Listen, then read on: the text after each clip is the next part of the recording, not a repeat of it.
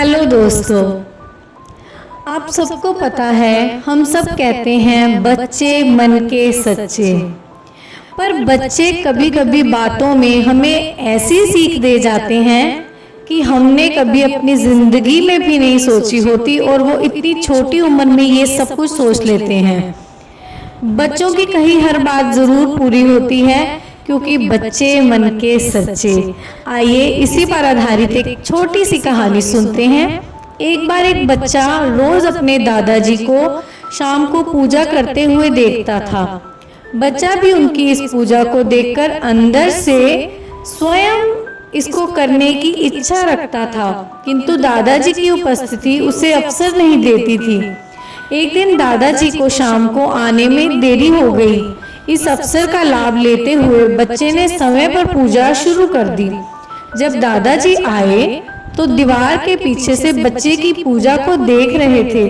बच्चा बहुत सारी अगरबत्तियां और अन्य सामग्री को लेकर यथाविधि प्रयोग कर रहा था और फिर अपनी प्रार्थना में कहने लगा, भगवान जी प्रणाम, आप मेरे दादाजी को स्वस्थ रखना और दादी के घुटनों के दर्द को भी ठीक कर देना, क्योंकि दादा दादी को कुछ हो गया तो मुझे चॉकलेट कौन देगा। फिर वो आगे कहता है, भगवान जी मेरे सभी दोस्तों को अच्छा रखना, वरना मेरे साथ कौन खेलेगा। फिर मेरे मम्मी पापा को भी ठीक रखना, घर के कुत्ते को भी ठीक रखना, क्योंकि उसे कुछ हो गया तो घर को चोरों से कौन बचाएगा। लेकिन भगवान जी यदि आप बुरा ना मानो तो एक बात कहूँ, सबका ध्यान रखना, लेकिन सबसे पहले आप अपना ध्यान रखना, क्योंकि आपको कुछ हो गया तो हम सबका क्या होगा।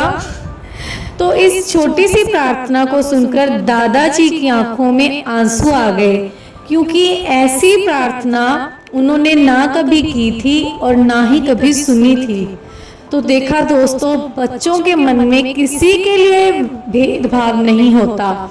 हम बड़े लोग बड़ी जल्दी रूठ जाते हैं, कई बार मान भी जाते हैं, लेकिन हम अपनी ईगो को कहीं छोड़ते नहीं। पर उस बच्चे को सबका ध्यान था, उसके ऊपर भगवान का भी ध्यान था। और बड़े लोग ऐसा सोच भी नहीं पाते कि भगवान आप अपना ध्यान रखना, नहीं तो हमें कौन देखेगा। तो दोस्तों, हमें सीख मिलती है कि हम सबको भी अपनी लाइफ में सबको अहमियत देनी चाहिए, ताकि जो हमें जिंदगी मिली है उसे खुशी खुशी और सबके साथ के साथ हम जी पाएं।